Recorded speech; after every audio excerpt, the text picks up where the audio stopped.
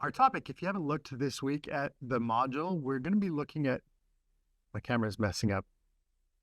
We're going to be doing virtual tours, which is the topic of this week's module. You know how to take good photos, right? Because Zoom is having some challenges today. What is this? I don't want whiteboard mode. All right, we're still good on Zoom, still recording, still got sound? Yes. Okay. All right, well, we'll just edit that out. If you're going to do a virtual tour, it's probably not for your own benefit, right? Like you're going to be hired to do a virtual tour. There's not a very high likelihood that you'll be doing a ton of virtual tours of like your own home and putting those on the internet, right? Not quite the topic that you want to do.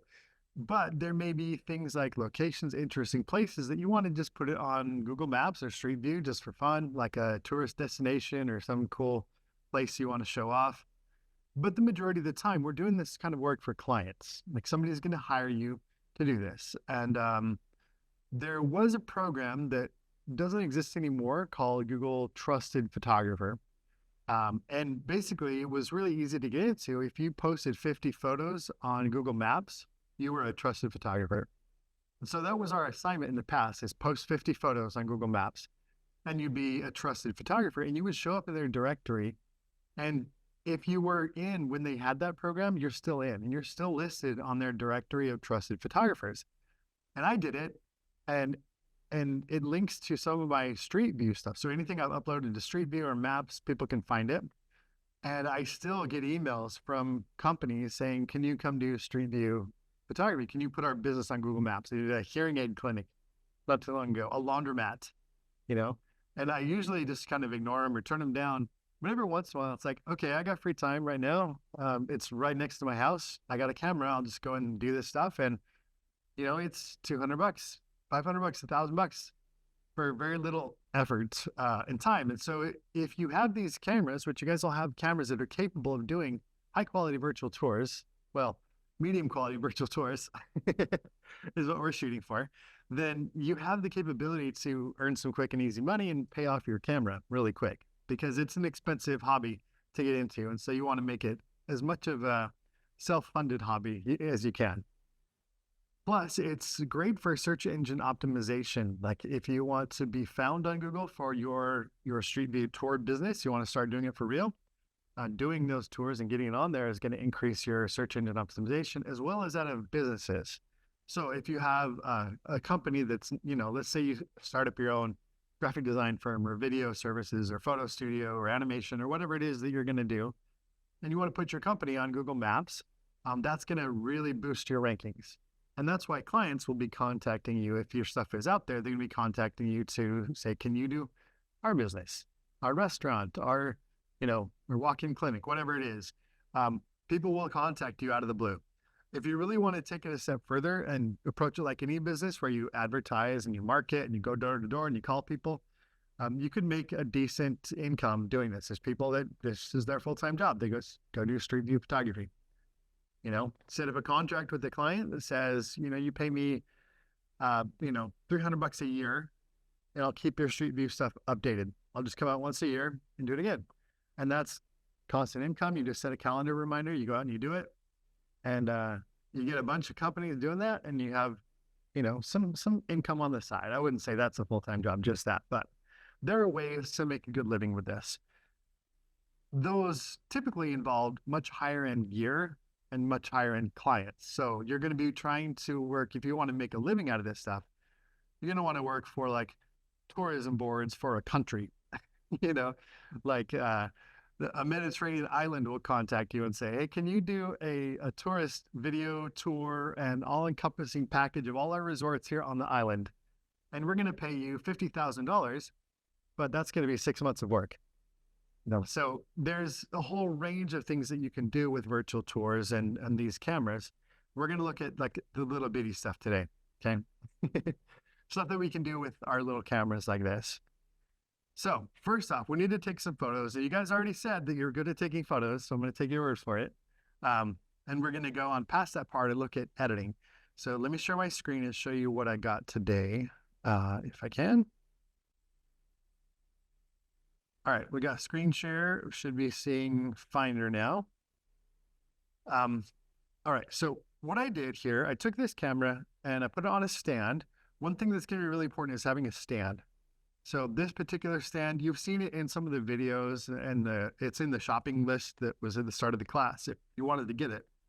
But you're going to need a good monopod. That's like number one thing that you'll need for doing pictures where you're not holding the camera in your hand or on a selfie stick. You need a camera stand. And so a monopod, because you don't want to have to Photoshop the tripod legs out of, 150 photos. You want to be able to just do it and go. Monopod's the way to go. But you need a special kind of monopod so that you don't lose your camera. This one has a weighted base. Another video recording, the thumbnail is probably small because I'm showing my screen, but can you see that base on the video? Better look closer to the camera. So it's got a solid stainless steel weight on the bottom before you get to those tripod legs. It's called a chicken foot. So we have that heavy base on the bottom. It's going to give it a lot of stability. So your camera's not going to tip over with a little bit of uneven ground or a little breeze. It's still, you got to be careful, because it's going to be top heavy, but it's going to be less so if you have a weighted base. If you don't have that option, a sandbag, you can buy a sandbag. You can order something online. You can just fill up a Ziploc bag with sand, if you want to go the low budget route. But you need something. All right, so next up, we shoot the picture. So pick a place that you want to put it. There's videos in this week's lesson, so watch those. It's going to give a much more comprehensive overview of like things to think about when you're shooting a virtual tour, like where to put your camera, how to stage the room, and so on. I didn't do any of that in here because we're talking about editing photos. But make sure that you get the photos good and ready to go. So what I did here is I shot a series of photos, and I've got a bunch. You can see all these photos here in this folder. This is really like 4 photos, but they're HDR photos. So do you guys remember from before what HDR photos are? We shoot a bracket of a bunch of different images. Let me just open up this folder and show you. These are stitched versions already. So I'm not going to even make it big, but you just look at the brightness of those. See how there's really dark and gradually gets brighter. And then we merge all those together into something like this, where we can still see out the window where it's really bright. We can still see up here. There's a little bit of blue peeking through. And we can still see into the shadows and the dark areas. If we just took a single photo out of that series, like right here, for example, we might be able to see in the shadows, but the windows are just like a nuclear bomb went off out there, right? It's just overexposed big time. So these cameras don't have the dynamic range to capture everything that we want to in a single frame, so we use HDR. Now, there's different flavors, and that's what we're talking about today, is how to edit those and work with them. First off, we have, and I was hoping, let me admit, real quick, on Zoom. Thanks for joining. Okay. We have different kinds of HDR, depending on the camera that you have, whether it's the GoPro or Insta360, the 1X, the X2, the X3, the RS1, or the Theta, like all the different cameras have some different settings. But the basic idea is you take a bunch of pictures with different exposures and then merge them all together. So I did that with JPEGs, with RAW, and with what Insta360 calls Pure Shot. Have you guys played with the Pure Shot on your cameras yet? Have you seen that setting? When you're doing your photo stuff, like you probably came across it. And Pure Shot uses AI, uses Insta360's AI to sharpen, reduce noise, boost saturation and stuff. And so I wanted to kind of just compare the two and see how they look. But we've got a separate batch of photos that I manually changed the exposure on these and took those photos one at a time. So these ones are what I'm going to start with. And we'll compare my raw photos editing skills to the automatic one and see which one works better, because we want to be able to have the option of doing it either way if we decide to. So there's several ways that you can merge HDR photos or standalone programs for it. We're going to use Lightroom. Zoom is hiding my programs. Where's Lightroom? There we go. And it's probably going to open up random stuff from my other classes that I teach in Lightroom, but we'll see what we get here.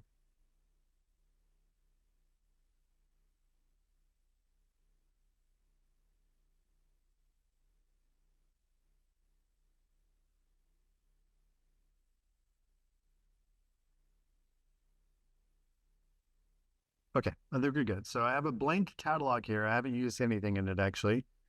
Let's hide that. And then we're going to import our photos. So if you're, okay, show of hands, you guys, any way, shape, or form familiar with Lightroom? Yeah? Okay. So I don't need to like start from scratch on Lightroom. That's good. All right. I'm going to go to where my folder is that has my photos. It's on my desktop. Maybe here. And stitched. And I want to not, well, I don't want to include the subfolder because I want just those ones. So here's my raw photos. These are just the ones that I did. All right. I think we had somebody else trying to join Zoom, but I don't see them here. Did you guys see that pop up a minute ago? Hang on. We're going to get this fixed. I'm going to pause the share real quick. And pause the record. Where's the record button? Do you guys see a record button? How do I stop the recording? There we go. Okay. So where was I? Right here. We got my stitched photos in here. Now, this, I'm skipping the part where you have to go into the Insta360 Studio app and you have to stitch them. So if we brought them straight out of the camera, we'd have those hemispherical images. We don't want that. So we want the equirectangular images, which are these. Already done, but it spit them out as raw files, and I messed up because I forgot to uncheck the pure shot option.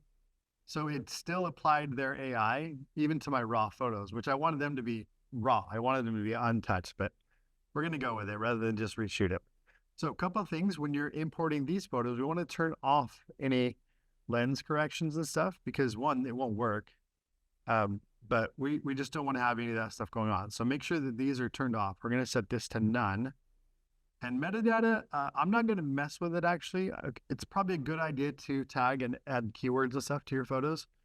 But I'm not going to right now because with 360 photos, whether they work in a browser or in a specific app, it kind of depends on the metadata that's in there. So I want there to be the fewest number of things messing with the existing metadata that came out of the camera as possible. So we'll go there and just say, oh, where are they going even? Let's double check that. We're adding them from where they're at. Okay, good. So let's bring those in. And now we can start to do some stuff to them. I see a little icon here that says that previews can be built. I'm not even going to bother with that. What I want to do is literally like as little as possible in here. We can take one of our photos. And so this is, if we jump outside of the HDR workflow and we just say, I just shot one photo, and is this? Like, do we like that photo? Is it good? I mean, it's all subjective, right? But if we have this raw photo, we can come into Lightroom and we can use Lightroom's editing tools to edit this like any other photo, right? And so we can still get decent results. We can control white balance. We can control sharpening, contrast, all these exposure settings. We can brighten up the blacks. I don't know. Does that look okay to you? I think the walls are a weird color. There we go. Now the wall's white at least. Okay, we can do creative edits and whatever. And these are all going to go into that file because it's raw. We have, you know, a lot of latitude in how we edit it. But that's not what we want to do here. In this case, we shot a bracket of raw photos, so we're going to merge them together as raw photos. So I'll select all of those and move zoom out of the way. There we go. Let's right click on one of those and we can say photo merge to HDR. It's going to open up this panel. You can do the same thing in Photoshop. You can do it from Bridge with photo merge. I just like Lightroom the best, because once I merge it, I have Lightroom tools to finish tone mapping it. All right, auto align. Do you guys think, do we want to auto align this?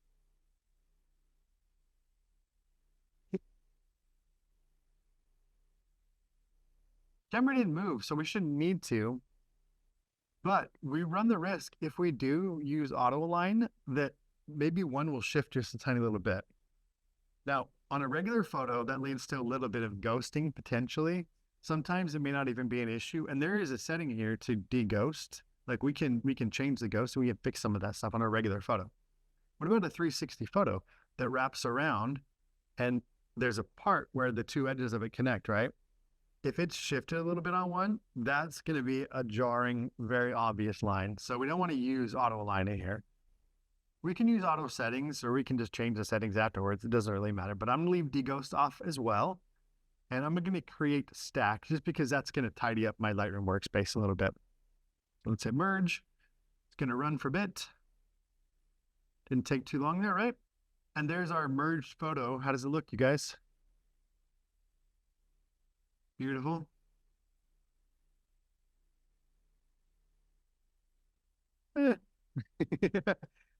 But this is now a 32-bit image, which means we have lots of leeway in terms of all the data that's in it. We can recover some highlights, which the auto settings have already done. I'm going to recover some more, get those, the outside to show in. So we can see out the window, we can see the clouds and the sky back there. Up here, it's actually blue. What do you see right here? What's that? That red line. Is there a red line up there? Nope. So what is that? Nope. It's called the chromatic aberration. In areas where there's high contrast, you'll get this with regular cameras too, but to a lesser extent. When there's on the edges of a lens where it curves the most, like think of a regular photo lens, right? It still has those aspherical lens and spherical lenses that have a curvature to them. Think like a magnifying glass or like your glasses are curved. The more curve there is, the more light's going to bend as it passes through that glass. It refracts just like a prism does. It separates out into the colors of light. That's what we're getting, is we're getting the light separating out. Now on a big camera with an expensive lens, they put lots of different elements, like you have lenses that curve this way, lenses that are concave. And so the purpose of all those different elements within a lens is to refocus all the light, getting all the light traveling in the same direction, regardless of what color it is, even though it's going to split out into different colors. So if you were to look inside of a lens halfway through, you'd see that kind of thing, like a camera lens. What about these cameras? How many optics, how many elements do they have? One here and one here. And so there's not a whole lot of correction optics-wise being done for that kind of chromatic aberration. So you get some of that effect of, there's like a prism. You have reds and greens, reds and blues, and then greens and magentas, depending on the angle and the way the light's coming in through that lens. Typically, it's only going to show up on areas where there's really high contrast. It's really bright back here, and it's dark right here. So you get that contrast. And if you look close, you can see like there's different colors. There's this pink right here. We go over here. Do you see the green? You know, and there's, I think, a little bit of yellow right there. Does that show for you guys? Those are not colors that are actually in the room in those places. That's just for the lens. Okay, so if we wanted to, I don't know if this will even work. Let's give it a try. We have lens correction down here. So remember, I did not do this when I brought the photos into Lightroom. I'm going to do it as a separate step on the merged version. So let me just zoom in and see somewhere there. That's kind of bad right there. Let's say remove. And it got better, right? Right there, it didn't quite get better, but we could also go into manual. And let's use the eyedropper here. And let's click on that color. And we can make it a little better. We can say remove more or less. We can change the range of colors that are included. And so we can improve our results. You know, it's still not going to be fantastic, but it's going to improve our results a little bit to do some of that cleanup. And yeah, it looks a lot better already, right? Okay, so just something to watch for. If you're shooting in areas where there's lots of contrast, bright windows, darker interiors, you're going to get that like all the time. We'll go back and compare this. In fact, before I forget, oh, somebody's joining. There we go. Admit. Hopefully she can get in. Okay. So let me jump back over to Finder. And before I forget, I want to look at that auto merge version here and see, does it have that in the windows? I can't zoom in Finder's preview here. Very good. We'll come back and look at that. But I think that Insta360 Studio might have done a better job at fixing that chromatic aberration. All right, so back to our edit. I think I want to just brighten up. Ooh, not that much. Right around there. Looks okay. and I'm not going to spend a ton of time on this, but we can fix problem areas like right in here. If we wanted to, this is obviously not important to the photo, but if we wanted it to be, we could brighten up with local editing tools. We could come in here and we could, use the brush, or we could add a mask or whatever to edit individual spots. Right. So next question is, what about the tripod base? Like as small as that little base is on my monopod, you can still see it there, huh? And it covers 100% of the base of this photo. Why is that?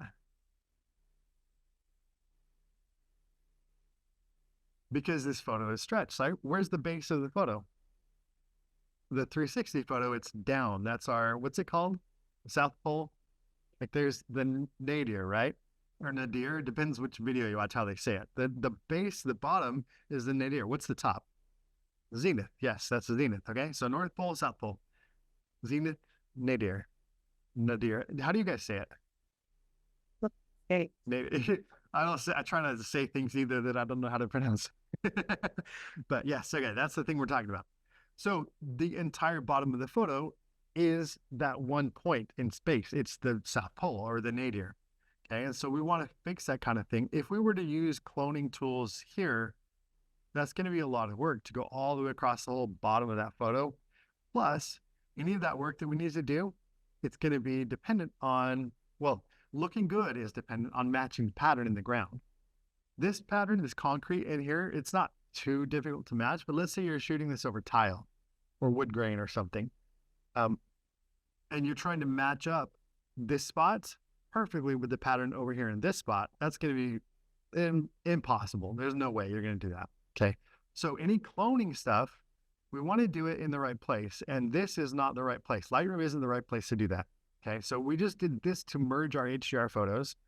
Okay. We could do a few things. Like if there's stuff that I want to clean up, like this right here, if I want to clone that out, I mean, I'm making up examples, not that it needs to be cloned out, but if I wanted to clone that out, could I do it here in Lightroom?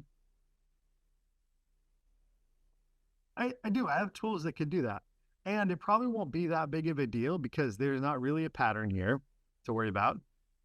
It's not on a seam. It's not on the bottom or the sides or the top. So I could probably get away with it, but it's going to be more effective and it's going to look better. The results will be much cleaner if we do it in the right place. So let's get this out of here now. And we're going to go right click on this, or however you want to export from Lightroom. We're going to export. And let's open up our export settings here. So I want to export to the same folder as it came from. I'm going to give it a name. And I'll just call this one. Give yourself better names than this, but this is my HDR version. Okay. I want to call it that just so I know it apart from the other ones. What file format do I want it to be?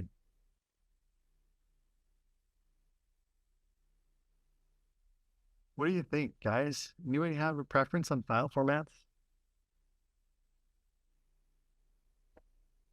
Yeah. Okay. So let's talk about file formats really quick. I don't know if this was covered in depth in those videos that I posted. I think there was all kinds of things covered, but probably not file formats. If we look at this list, PNG is there, but there are very few times you want to actually use PNGs for photos. The P in that doesn't stand for photo. It stands for portable network graphic. So if you have transparency, that's where you want to use a PNG. So think of like logos, icons, gradients, things that you're going to use in web designs. Like those are great for PNGs. If you're going to do photos, this one here, JPEG, it stands for Joint Photographic Experts Group.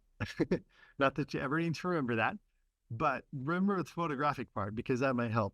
It is a compressed file format, so you're going to get artifacts depending on how much compression you add or the quality slider, but it's also going to be a much smaller file size. The equivalent photo saved as a JPEG or a PNG is going to be much, much bigger as a PNG because it uses a different compression, which is optimized for like flat graphics and things like that, not for continuously toned images like photos. All right, so stick with JPEG for delivery. Now, are we delivering this JPEG? Is this photo that we're going to post on Google Maps right now, ready to go? Now, what do we want to do? Edit it still. So we're going to save it as a working file format, which we could do a JPEG, take it in Photoshop, edit it, save it again as a JPEG. but you never want to JPEG a JPEG. Like I'd asked this in my 200 level class the other day. I was like, how many of you guys are familiar with like a copy machine, a Xerox? Like you put paper in and make copies. Not one of them had ever had any personal experience with a copy machine. Have you all seen used a copy machine ever? Yeah. A scanner. Yeah. Or like the example that I use is like when your teacher tells you in school, in high school, that you have to turn in your homework by taking a picture of it and uploading the picture to Canvas. Have you done that kind of thing, maybe? So just pretend, imagine with me for a second. You've got a sheet of paper here, right? Take on your cell phone, you take a picture of that paper, right? And you print that out. It's going to be kind of worse than the original, right? Like the quality won't be as good. And then you take a picture of that piece of paper and you print it out. And then you take a picture of that piece of paper and you print it out. You do that a bunch of times, it's eventually going to just look like mush. Like it'll look like garbage because you lose some fidelity to your image with every generation. And JPEGs are the same way. You don't want to make a JPEG until the delivery because you don't want a JPEG a JPEG. Does that make sense? So we're going to avoid that, and we're going to avoid PNG. If it's a DNG, that's what we already have. So we don't need to make it a DNG again. We're going to make this a PSD because I'm going to take it into Photoshop, and PSD is for a Photoshop document. So we'll go there. It's going to ask us a couple of things. A color space. Right now, this is not the class where we talk about color space as much. So I'm just going to tell you what to do and you can just do it. We'll get into the why in like the color management class. But sRGB, think of the S as being for screens. So it's a delivery color space or color profile. If you're going to output your stuff that's going to be seen on screens, that's what we would use, right? Or small RGB screens, we want to take all our colors and compress it down to those that are going to look the best on screens. That's not what we want to do for editing. We want to keep everything intact the whole way through. So we're going to work in Adobe Photoshop, right? We're going to use Adobe RGB for our work, for our editing. Now, there are some options here, and we're not even going to get into these other than I want to experiment with it a little bit, maybe, if we have time. Don't do HDR output. Bit depths here, we can put this on 8 bits right now because we're done with all our color editing, all our brightness and stuff. That's in Lightroom. That's in our raw photo, which is a 16 or actually 32-bit file right now. 8 bits, this is going to compress it down to a lot fewer levels of brightness. So we don't want to do any editing other than like our cloning and stuff in Photoshop. All right, so then we don't want to resize it. We want all of our pixels that we had to begin with. We don't want any sharpening applied yet because that's, again, last step. We don't want to apply any of that.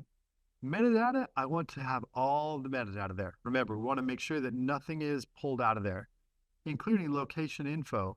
A lot of these cameras do have GPS info that gets tagged with it. And you want to not remove that because that's very, very useful information if you're doing virtual tours. You need that in there. Otherwise, it's going to be a lot of work to add it back in manually. Okay. Person, I don't have facial recognition turned on in Lightroom, so I don't need that. And I don't have Lightroom keywords, so it doesn't matter. Definitely no watermark. And I wanted to just show it in Finder and hit export. All right, there we go. There's my PSD. We open up Photoshop.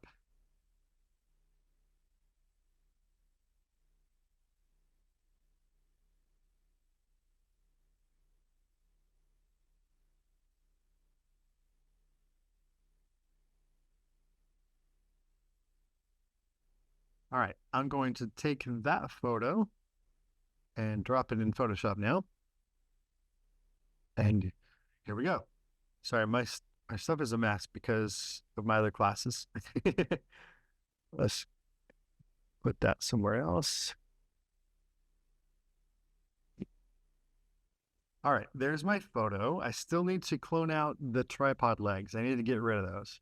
So we can't just do it in here. We can't use those tools on this distorted version. We need to get into a way that actually works. So we're going to go, did I show you guys this already? The 3D?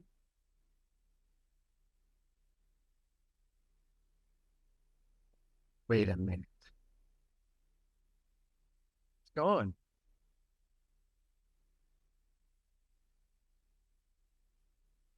It's going. There's no 3D menu.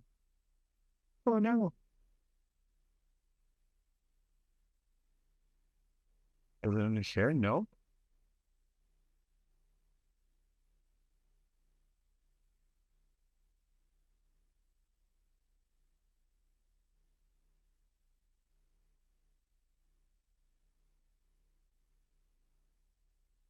Um,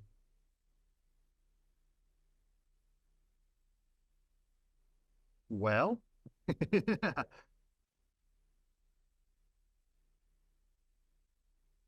that's unfortunate. All right, let's pivot here, okay? So they killed 3D in Photoshop. That's not new. That's been for a while. They took 3D out of Photoshop. But there was a 3D menu here still that would let you do a panorama, spherical panorama, because technically a spherical panorama is kind of a 3D object, right? Let me just see real quick if I have any older version of Photoshop still installed. Let's go back to 23. I just want to see if it's there so that I can prove to you guys that I'm not crazy that it was there. You're like, what are they doing? And then we're going to go to a different program. I don't know if I actually have it installed. I don't. Shoot. Okay. Maybe we won't be doing a whole ton of that right now. I think it'll be here though. So let me get my file back. Open it in Photoshop 2023. And there we go. There's the 3D menu. All right, so we're not doing any 3D stuff other than create a panorama from this current layer that's in Photoshop. So we go in here. I don't need to switch workspaces.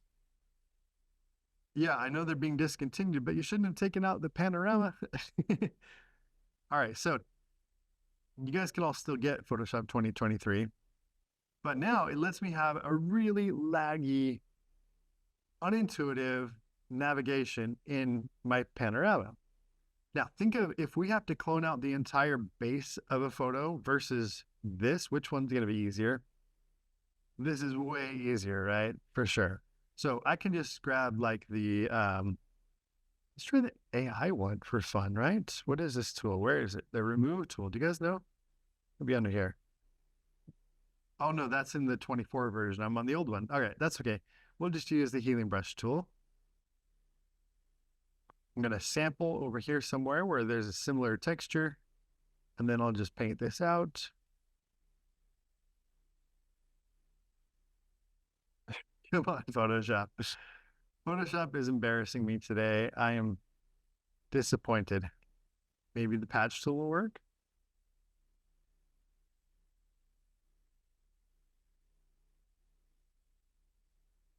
Everything is broken.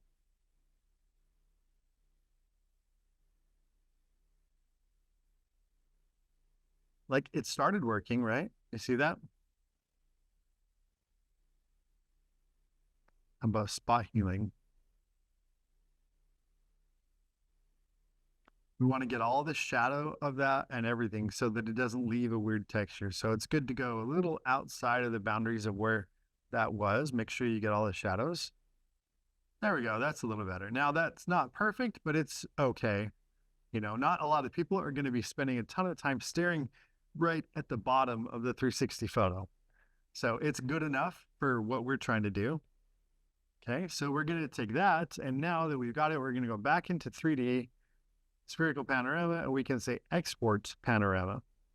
Okay, if we just save the file like this, this is going to be our review. So we have to export the panorama.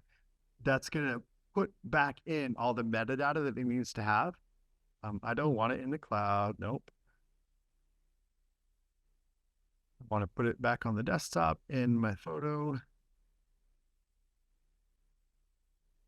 folder. There we go. All right, so it was here, right? Now, what do we want to save it as? This is going to be a JPEG. This is what we're going to upload to Google Maps or Street View. And so what about the color profile?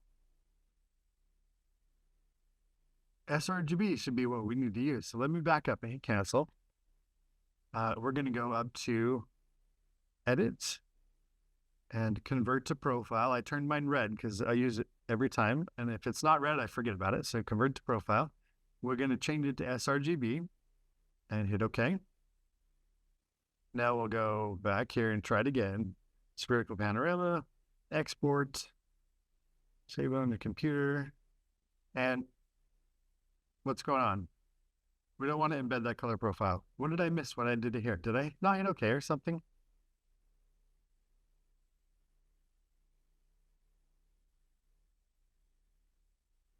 All right, see how it says sRGB down here? Like I did it, right? Oh, wrong button.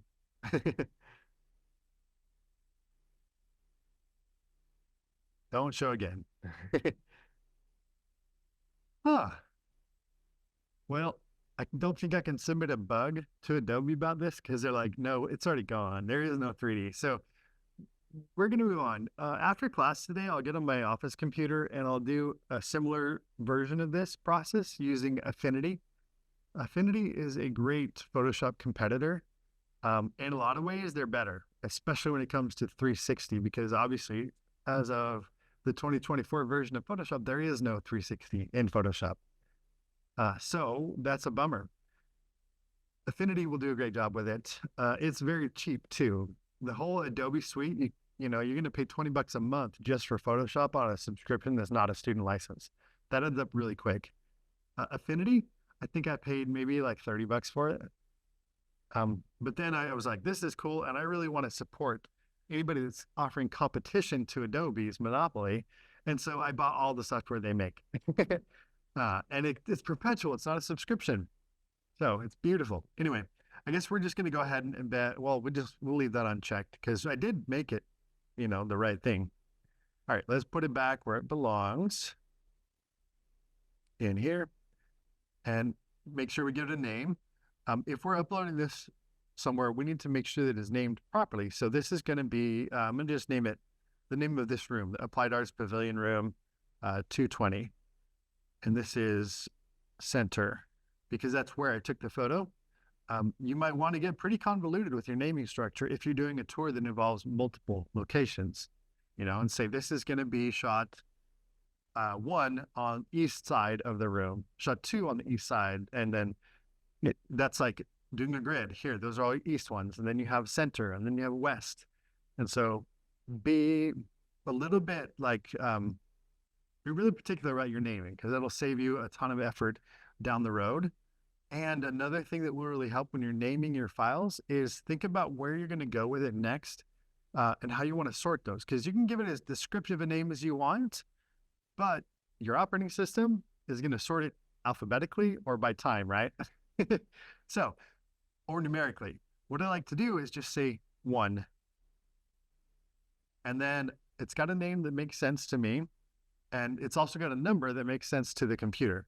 So I don't have to sort all these things. If I want to upload them in order, I've named them in order 1, 2, 3, 4, 5. I've given them names that make sense to in real words to my brain, and it's going to make your life a lot easier. So be organized with how you name that stuff. Anyway, save. There we go. We're done. So I'm going to close that. I'm not going to save these changes to my PSD file. I'm just going to say don't save. If we wanted to save that cloning work that we did, then, well, who cares about Photoshop? Photoshop's done. You're dead to me, Photoshop. For 360 anyways. All right, so there we go. Here's our photo, and let's take a look at it. Now, how does that base look? At the very bottom, we don't see any weird stuff from the tripod, right? It's still highly distorted, but that's to be expected. All right, so let's get out of that. Now, here's the part where my battery's about to die on my laptop. So give me a sec here. Let's pause that, and we'll pause the recording while I get my charger. Okay, where were we? Now that my laptop is not going to die during the recording, let's go back to where we were. We need to do something with this photo now. We've got it, right? There it is. And we need to put it somewhere. So what are our options here? Where would you put a virtual tour photo?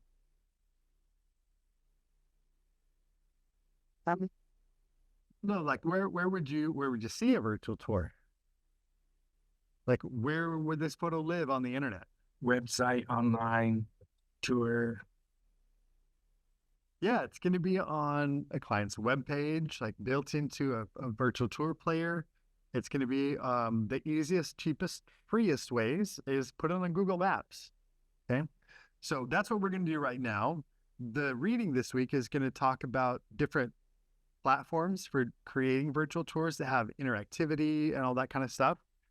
And I'll let you guys learn those on your own. Okay. So be sure to dig deep. One of the videos in particular, it's 15 minutes long and it's an in-depth review of like 20 different virtual tour platforms. That's a ton of information that you don't have to go do manually by chasing down all these web pages and reading specs and downloading trial versions. So use that one as a reference because you're going to need to create your own virtual tours and you want to figure out what's going to work the best for, right? So here's where we are. We're in the GOT photo studio right now. There is a couple of photos online. This is the old version before this room was redone. You see how like it's all gross? So we've had some improvements and it's gonna keep getting better. But anyway, that's not the point. What we're doing is we're gonna put a new picture on here, okay? So if we go back out, we can do, there's so many ways to get there. Let me close that. We want to add a photo. And why is my brain not working right now? All right, let's go to your contributions. This is kind of convoluted. I'll find an easier way, but if you just go here, it'll work. So you got to be signed in to your Google account. If you don't have a Google account, I don't know where you live, but create one or use your ASU. ASU provides a Gmail account. If you don't know how signing into it is hard sometimes for people, have a lot of problems with it. Just go to My ASU and click on ASU Gmail on the top of the My ASU page. And that's going to open it up and you'll be signed in. And use your ASU authentication to sign in. So if you want to upload this up to your ASU account, go for it. One thing with this to keep in mind is that your ASU email account won't last forever once you graduate. It'll go away. So if you want to do virtual tours and you want to have them persistent, you want them to stay with your account, your profile, then use your own account. Or better yet, create an account just for this stuff. Because a lot of the virtual tours that I've done, I did it with my like Gmail account that I've had since 2001, and it's just some random weird name and stuff. So if you want to do it legit, make a Google account. It's like Chad Westover 360 photography or, something, give it a name that is obviously your professional 360 photo persona. That makes sense? Okay. So anyway, let's go there. And you guys are going to see like all my reviews of places and stuff. All right, we can go to photos. And you can see that I did a virtual tour. This is that laundromat that I did. And some of the pictures, they didn't have GPS. So they just show up as an unknown place. They're not linked anywhere. But then there's some interior shots of this place and whatever. What I want to do is add some more photos. So contribute is where we're going to go. And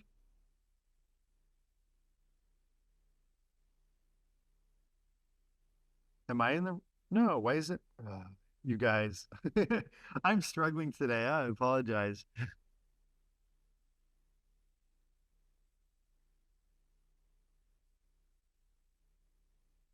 Oh,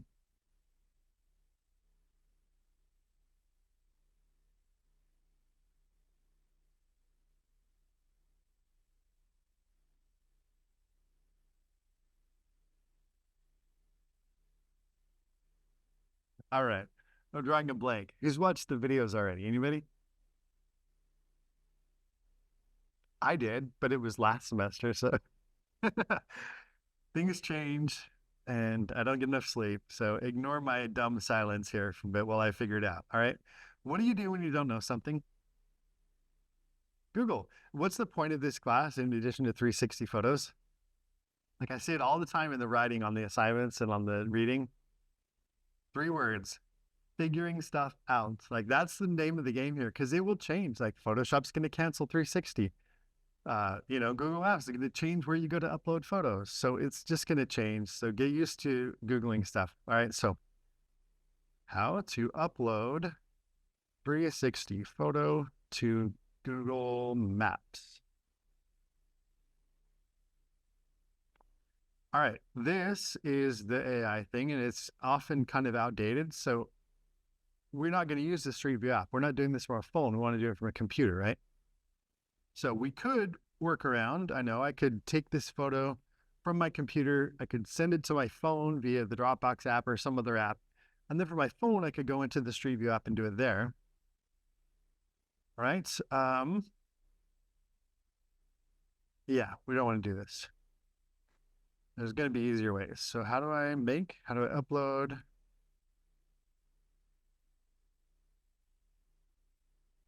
Open Google Photos, select the photosphere with an icon, tap to share. That's silly. I don't want to go through Google Photos. I want to go straight to Maps.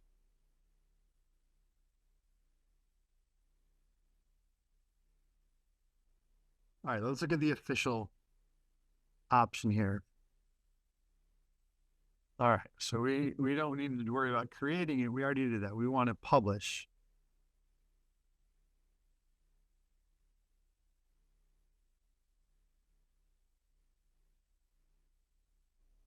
On your browser. Okay, so that's what we want to do.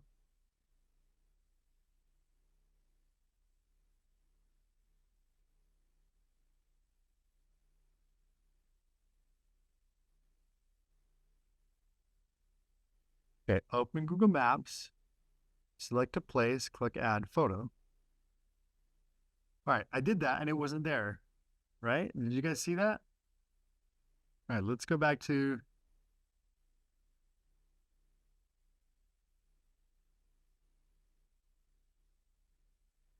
oh, come on. I know it's in there. Where is campus? See, it's right there already. Okay. Do you see add photo anywhere? Add media. Man, that's convoluted. Okay, well, if we're using Google's service, we have to jump through their hoops big time, okay? So it's going to ask me to upload photos that are on my device or in my Google Photos account. So you guys saw some of my Google Photos there that will live on in the recording. But I want to drag a photo here from my desktop, and that's going to be right over here, the one we just did, right? So we'll take that. Come on, grab. You can do it. I have a really hard time grabbing files on this computer for some reason. There we go. All right, it's uploading, and we're just gonna say done. That was amazing, right? Very climactic. All right, where's the studio? Are we here?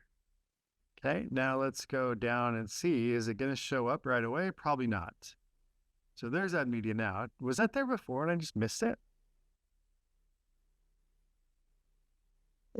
The Add Media? Huh. All right, is our photo there? It's not. Oh, there it is, look. All right, that was pretty quick actually. Although we have a thumbnail, but I think it's still processing on their servers. It takes a while for these to process. But when it does, it's going to show that little info bug up here. Like here's the Street View, and it shows who took it, Google Street View, the date, pretty outdated. Here's the one that I did a little more recently, back in February 23. And the account is my account because I made a business profile for the studio so that we could do this on here on Google Maps. But this one should show up as a picture being taken by Chad Westover because I didn't do it under that account. I did it under my personal account. Again, even though I said done. Okay. So if we gave it enough time, like it would render, it would process on there. There we go. So it didn't take too long. It still says February 20. No, that's not the right one. There we go. Not working.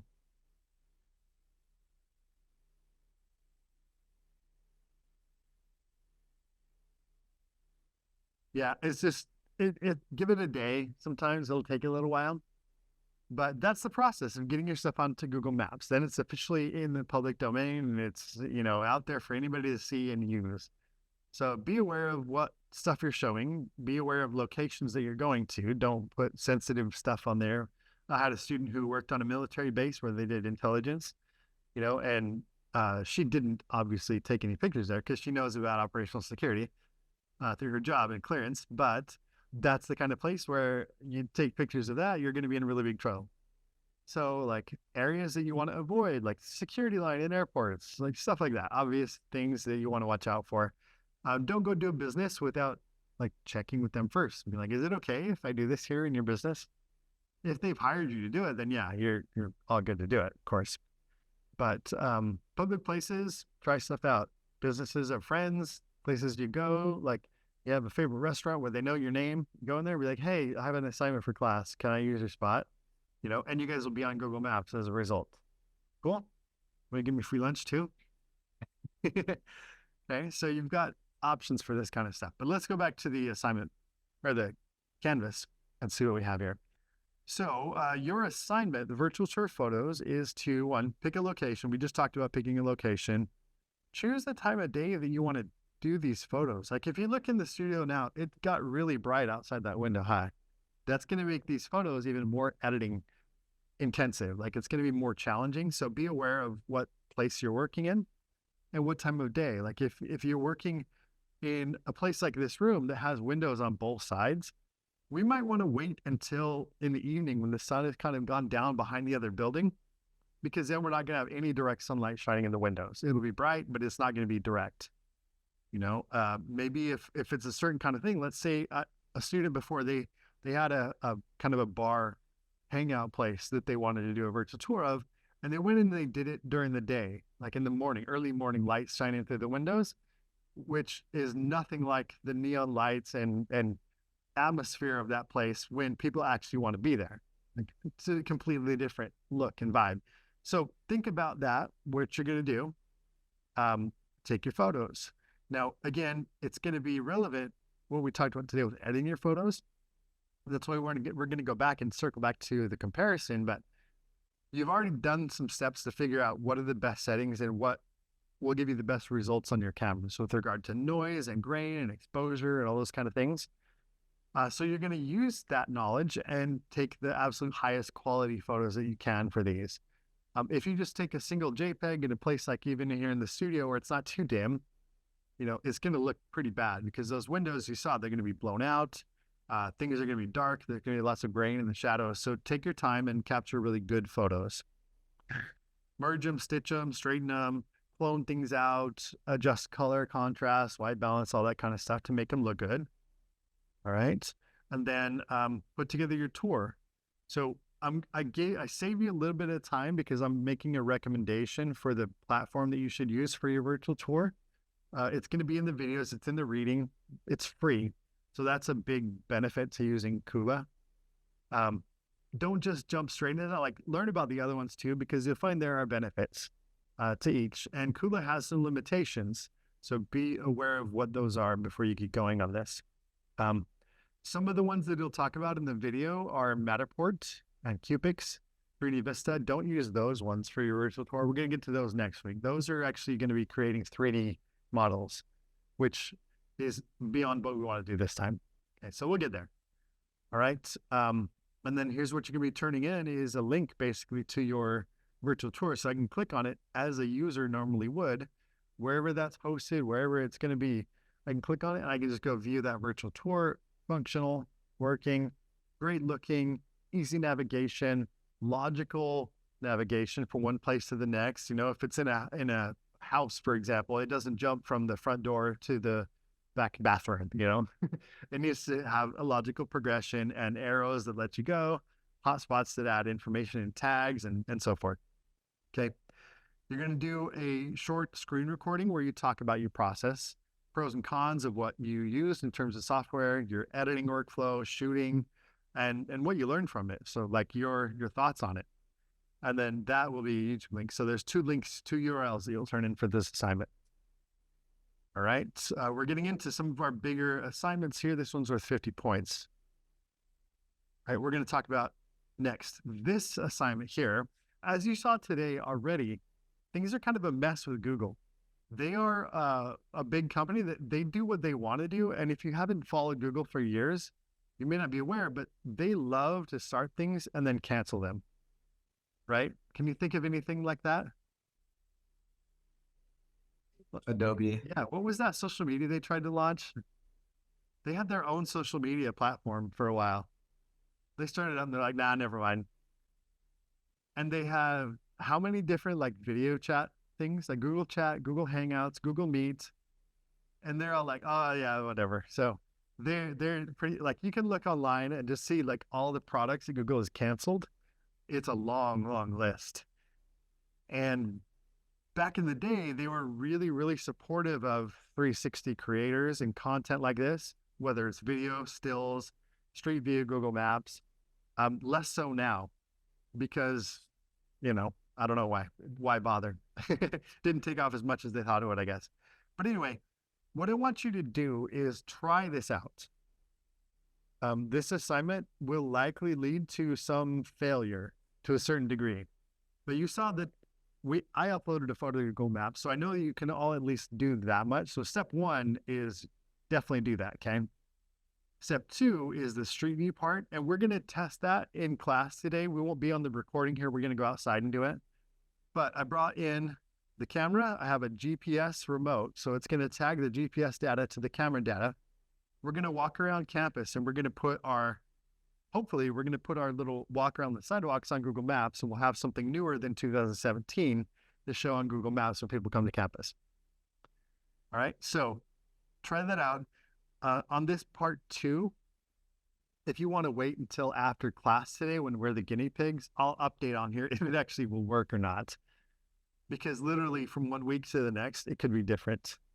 So that's one of the frustrating things with Google. You get what you pay for. Since we're not paying for the service, we don't get much say in it. So anyways, let's see how it goes. And we got one more thing on Canvas to look at real quick. Oh, I forgot the extra credit. There is extra credit this week. You can earn up to 20 points for this. Okay, so that's a good bit of extra credit. Like that can make up for some things. So part one, what you can do is use the Shot Lab if you have the Insta360 app. There's a section of the app called Shot Lab, and it's going to have like tutorials on how to do crazy things with your camera. And most of it requires you to choose a setting for that Shot Lab through the app before you shoot. Like you can't just say, oh, I want to use that AI feature on a video I already made. No, you have to set it before you go.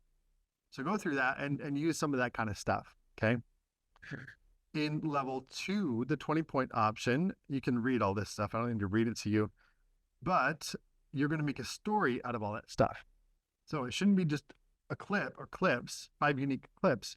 You're going to shoot 5 unique clips that use those funky, camera shots and things to make an interesting story that somebody would want to watch. That makes sense, has a beginning, a middle, and an end. Okay? So that's what you got to do for the full 20 points possible extra credit, okay? It is still subjective, so you may do this option right here and get 18 or 15 points or whatever, because I'm still going to look at quality of it and stuff. So there you go. There's a lot of links with different ideas of things you can do. If you have a GoPro camera or a Ricoh camera, the Shot Lab, you won't have that in your app. You can still install the Insta360 app to get there.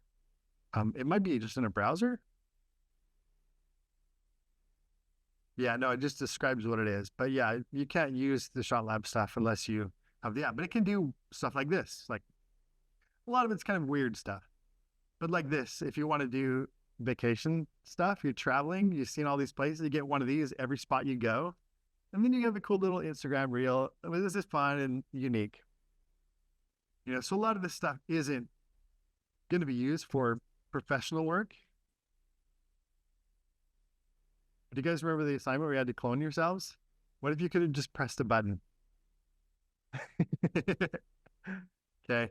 And I don't know. So look through this kind of stuff and it'll give you some ideas of things you can do. All right, let's keep going. That's not it. Did I not publish it? Where did it go?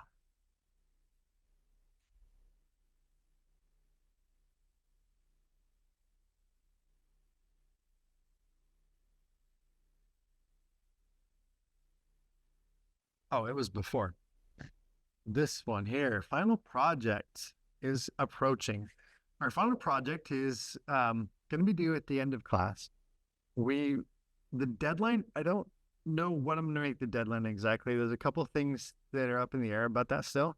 One is we have a thing at the end of each semester or the spring semester called the GIT Awards. If you haven't heard of the GIT Awards, it's a big deal. We reserve a space. We have awards that we give out to students. You get information and badges that you can put on your LinkedIn profile and on your resume that says, I received an award as best in my graduating class in the GIT program at ASU. And it's official. It's not just like your teacher giving you a gold star. Okay. We have industry professionals that come in and judge. And so it's actually something worthwhile. And many of our students have made important connections and actually gotten hired for jobs due to their participation in this GIT Awards. So I'd love for you guys to be able to put your final projects in that awards competition because I promise none of the other video students are going to be able to do 360 stuff. So you'll have a bit of an advantage there. The drawback to that is we need to have those projects done before the end of the semester so they can make it into the awards in time to be judged and stuff. Okay, so that shortens our time frame. And so that's kind of what I'm weighing right now, if that's worth doing or not. So we'll see what I end up doing. But here's the project. You're going to have two options. One is you can make a 360 video. The other is you can create a virtual tour. Now, unlike the videos we've made so far and the tours that you're going to be making this week, this is like legit professional quality stuff that we need to make. So the goal is here, you're making something that you could put in your portfolio to show to an employer or a client that says, I'm capable of doing this. And if you're not familiar with, like if you look on YouTube or Vimeo or places, websites of actual film producers, you'll see sizzle reels or demo reels. Are you guys familiar with the concept of a reel? Not an Instagram reel, but a reel is like, let's say it's going to have short clips of all of your highest quality work, like your best stuff that you've made. And people are going to watch that and for the sizzle, they're going to watch that and they're going to be like, wow, this is an amazing cinematographer, amazing editor, amazing producer. This work is like light years beyond what everybody else does because it's the best of the best, you know? And so this project, if you're going to do video, it's going to be the highest quality possible 360 content that you can make. All right. And so that's that. The virtual tour option is going to be where you pick a spot that's actually interesting and you make a virtual tour that is on par with the professional virtual tours that are out there. Not Google Street View, you know, not Uncle Bob with his camera doing panoramas at the waterfall. You know, this is going to be like the kind of thing that a company, a tourism board, a travel agency, they're going to want to use that. So examples of things that people have done in the past. One student, she lived in California in wine country. I don't even know where she was, but there was a part of town where there was a vineyard and what's a place called that makes wine? A winery? And there was a resort attached to it. It is this beautiful countryside, beautiful mansion kind of place. You know, she got permission. She spent weeks there taking 360 photos, going through, navigating it all. She did she did video with that too. And the video was her talking and narrating these locations in these rooms. And she had interviews in 360. And so you're going through static scenes, 360 photos where you can stop at a place and look around out on the country, on the side of a hill with, you know, vines all around you and stuff. And then you click next and it goes to the same scene, but it's a person talking about, you know, these are the kind of grapes that we use and all this kind of stuff. So an immense amount of detail. So this project, don't think it's something you can do in an afternoon. Like it's something that's going to take multiple shoots, multiple days, lots of editing, and above all, pre-production. So do you remember the Coursera stuff that you did way back at the beginning of class? And I said, save a screenshot of your completion, and then I never had you do anything with it. Well, this is what you're going to do with it, is you're going to put the information to use. Whether it's a 360 video or whether it's a virtual tour, like this is a multimedia, high production value project. So there will be an assignment page that'll open up for each of these with a lot more criteria, but this is kind of the big picture overall idea, what we want to do with this project. All right, I can probably stop sharing my screen now. So what do you think?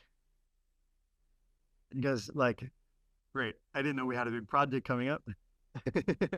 You should know every class has a big project at the end, right? It makes up for the fact that we don't have a final exam.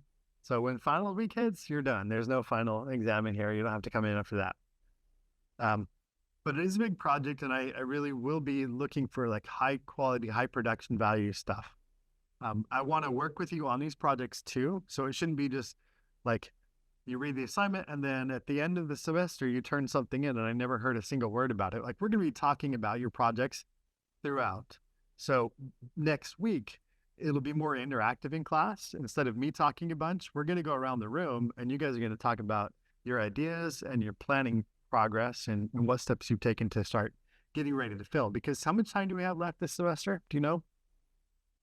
The end of session A. Yeah.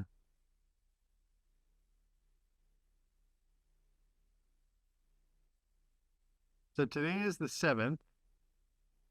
We have 2 weeks. Is that right? 2.5 weeks, I think.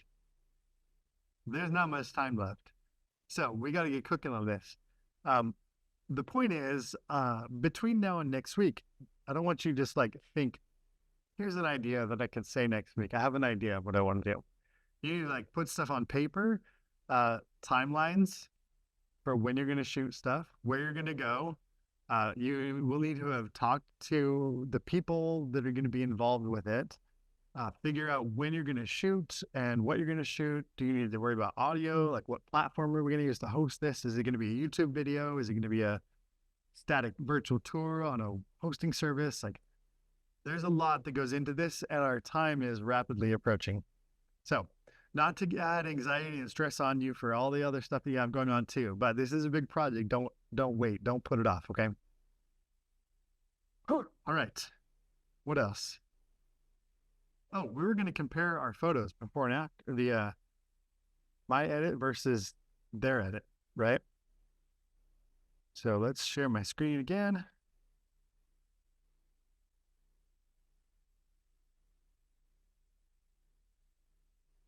All right, so here's mine. We're not zooming in really close and looking really close, but what I'm looking at is just overall like color, clarity, exposure, and especially like how do those windows do? They're bright, but there's detail there still, right? Imagine if we're looking zoomed in on one of these windows, we're still going to be able to see some stuff out there, see that there is stuff. If the things that are outside of the window are really important, then I probably should have taken a little bit more time and done more work on this. But for my purposes right now, for a Google Maps photo, I think it's okay. All right, so let's look at their version, which is going to be in one of these folders. It's merged here. How does theirs look? What? The walls, I feel like there's a little more color difference in it too.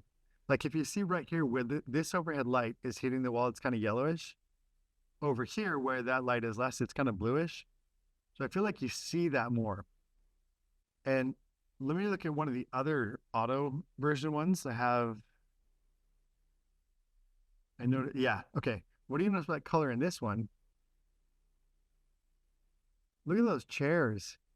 They're like neon, they're glowing. Yeah, and the TV screen up here, like the blue, and over here, these blues, like the saturation is just like, well, I don't like it. Maybe that's good for things where you're in a scene where you want more saturation. Outdoors probably looks better. You're on a beach or something. You might want that saturation bump, but yeah, I don't know. For the amount of effort though, this automatically merged JPEG, it's not too bad, huh? And all I did for that is push a button. I didn't have to go into Lightroom. I didn't do any of that stuff. So there's a trade-off. What comes down to for me, if I'm doing this kind of project, is how much are they paying me? Are they paying me to go into Lightroom and edit all these photos? Are they paying me to clone out the stand? If it's just for fun, if I'm doing like, I go somewhere on vacation and I happen to take this with me and I'm like, you know what, this would be a cool spot to put on Google Maps just because I'm not going to bother taking the tripod out. I'm not going to edit it for RAW. I'm not going to do anything besides just post the photo and use that like social media. And I can send a link to people that want to go see the same spot and they'll see my 360 photo and all that. So it depends on what you want to accomplish and what you want to do. Now, how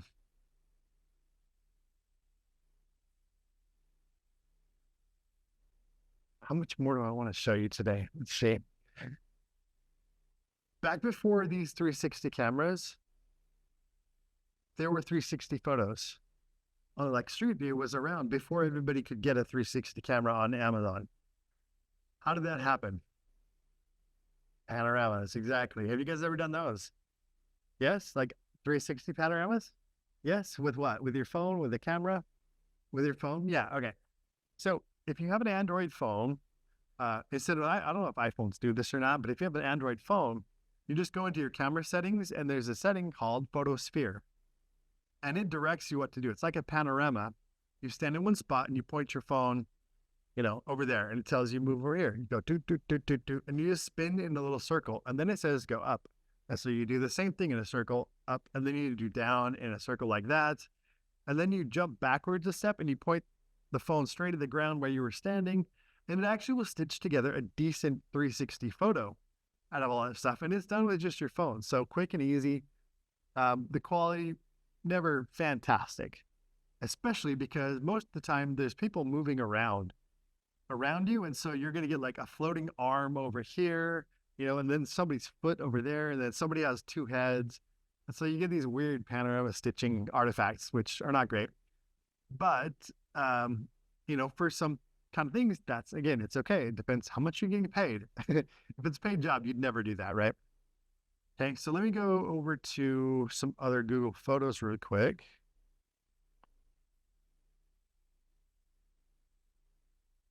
Over here, we've got this flight school, ATP Flight School.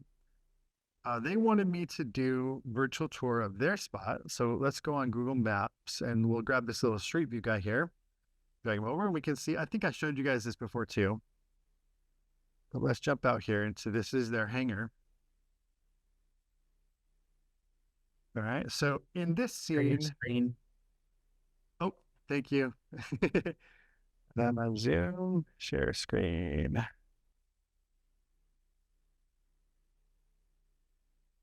Okay, so this is on Google Street View, and this environment was extremely dark over there and extremely bright out there. And even still on this screen, it looks kind of blown out, like it's too bright. There's no detail out there almost. But there is, like, if you look on a better screen, you can see detail. But over here, like, think of the windows. Remember how the windows looked with the 360 camera that we used here in the studio? It was really hard to get detail in those windows. And we had all kinds of problems. But over here, like, you can clearly see that tree out there in lots of detail. You can read the text on these boxes. You can see the texture in the brick. They're back there in those shadows. If I had the original file, you could zoom in and you could see the labels on those drawers. Because these were not taken with a 360 camera. These were taken with a 46 megapixel DSLR and stitched. So one photo is about this much room right here. And that's why there's so much detail in it. And it was an HDR photo to boot. And so you get tons of clarity, tons of color, tons of sharpness and detail, like all the resolution issues that you have with a 360 camera, the graininess, pixelation. Do you see any of that here? Like, it's crisp. Like, probably should have cleaned up the space a little bit more, but that's just what it was. But it's really sharp, really crisp. And you get a little bit of that ghosting here on the fan spinning around, but it's not too bad, right? And we can go out here and look out there in these areas where that's challenging to get detail there. You could, if you look close enough, you could probably read the tail numbers on some of these airplanes, right? You can see the mountains out there in the haze. Okay. So there are situations where a 360 camera is just not going to cut it, and it comes down to how much is the client paying for this. In this case, they paid me enough that it was worthwhile to do these. Back in May of 2020 during COVID, when they couldn't have people come in to see it, they were like, let's do this. But if I did this with a 360 camera, how would it look? it's going to be pixelated and grainy and, not nearly as much detail. The colors wouldn't be as crisp and good. So the way you do that, we're not going to get into probably today. I'll pantomime it for you, but it's just the same as you do with the cell phone panorama that I showed you. You're going to take a camera and you're going to point it one way, another way, another way, another way. As long as you have a significant amount of overlap between those photos, you can stitch it together. Now, Photoshop had the capability to do this. They don't so much anymore. So there's other tools that we can use for this kind of thing. And there's other ways that we're going to stitch together those photos and publish them. So the whole workflow can be done much easier with other software. There's dedicated tools that do this. I'm not going to make you guys go out and buy these, but there's a program called Pano 2, the number 2, VR. Pano 2 VR. It is, I highly recommend, if you do want to get into this stuff after the class, and you're like, yeah, that's something I want to do, buy that software. It's going to be worth its weight in gold, because all the things that are like problematic about uploading to Google Maps, putting together links in between your tour photos, it's all built in from the ground up as a tool that's what it's made to do. So it's going to work really well for it. So watch for that kind of stuff. And I think I'll probably give you a demo of using that DSLR method, because if you just take a camera and hold it up to your face and point it around, you're not going to have the accuracy and precision, and there's going to be lots of stitching errors. So I'll show you how to get clean stuff, but that'll be more just demo probably next week. All right, so what we're going to do next is, those who are here in class, we're going to run outside and we're going to try and put some Street View content up today. Sound good? All right, those of you that are online or watching the recording afterwards, we'll catch up with you online. I know, Justin, I saw there was a couple of side messages from you and several other people too. So I will get to those after we're done with the live class today, and I'll respond to everybody there, okay? Any questions on course content? Anything that we covered during class today? Good, okay. I always feel like either I'm a really good teacher or the worst teacher in the world. When nobody asks questions, I'm like, it's got to be one or the other, like no in between. So hey Chad, mentioning pre-production stuff that we should start working on for our final. Is that all going to be turned in at the end of the class? So like next week, we're not turning anything in. We just need to start doing it. Yeah, the pre-production stuff, working towards your final project. Next week, you won't be turning that in, but you'll need to show it. So have it ready to show and talk about next week. But when you do turn in your final project, part of that will be showing your work. So you're going to document the process, and we're going to be creating essentially a case study out of what you do. So there's going to be the final project is here, and it'll probably be about 50% of the grade. And then your case study on how you made the final project and what you did, that's going to be a whole separate part of the final, like a half of it at least. So it's about like how you got there and the results, not just the results. So yes, do hang on to the pre-production planning, your notes, your sketches, your storyboards, your timelines, all that kind of stuff that you do. Hang on to it and try to make it tidy as you go. Like, I'm the worst about this. Like, I'll jot down a note on like a corner of some other paper, and then it's just lost in a stack. So be intentional about the stuff that you record, and keep those artifacts so that you can document your process and show it later. Did that answer your question? Okay, cool. Yes, thank you. All right. Well, we're going to go play with the cameras for a little bit that we have and see what kind of stuff we can come up with, okay? And I'll see you guys later. Thank you, Ben. Okay. We recorded a brief little bit of campus to put on Google Street View, and it looks like this. Time-lapse mode, just walking down the sidewalk a little bit. So that's pretty short and sweet. There we go. Okay, we're gonna not do much with that besides stitch it. So we're gonna go in here and to start export in our video in Insta360 Studio. We're gonna export 360 video and make sure we know where we're putting it. I'm going to put it in my folder that I was messing around with earlier. I want to not use any presets. There's not even any options. The bitrate, I'm not going to bother with that. Keep it full resolution, keep the frame rate where it is. Encoding format, we're going to keep it where it is too. And we're going to check this box to export a GPX file. GPX file contains the GPS information that Google Street View is going to need to add this to the map. So we'll do that and then hit start export. Okay, and it runs and now it's done. All right, next we are going to go to streetviewstudio.maps.google.com. So up here, see that URL, streetviewstudio.maps.google.com. There's a mobile app, but it doesn't work. It's discontinued. So go to the browser, hit OK on that little thing that pops up, and you're going to be signed in to your account. So check what account you want to actually use for this. Make sure you're signed into the one that you want to publish your stuff to. And then we're going to go over to upload, select 360 video file, and my one was on the desktop. Where's the desktop? There we go. So we're going to go here into 360 editing photos where I saved that little time-lapse video that I exported under stitched.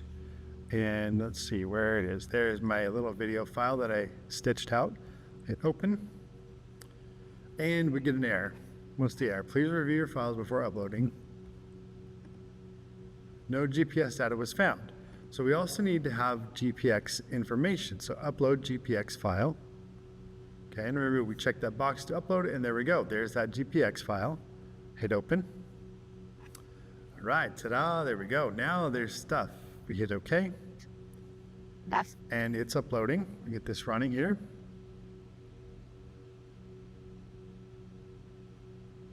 Okay, that's not it. That's an older one right here, but it says processing up at the top left. We've got this one processing, and at some point now it's gonna be there. We can leave the page and whatever and come back later and check Google Maps and it's gonna have something there, right? Okay, so let me just see what else I got. Other tours in here. Looks like the page is kind of frozen. What did I do? Here's another one of campus. Is it gonna let me look at it?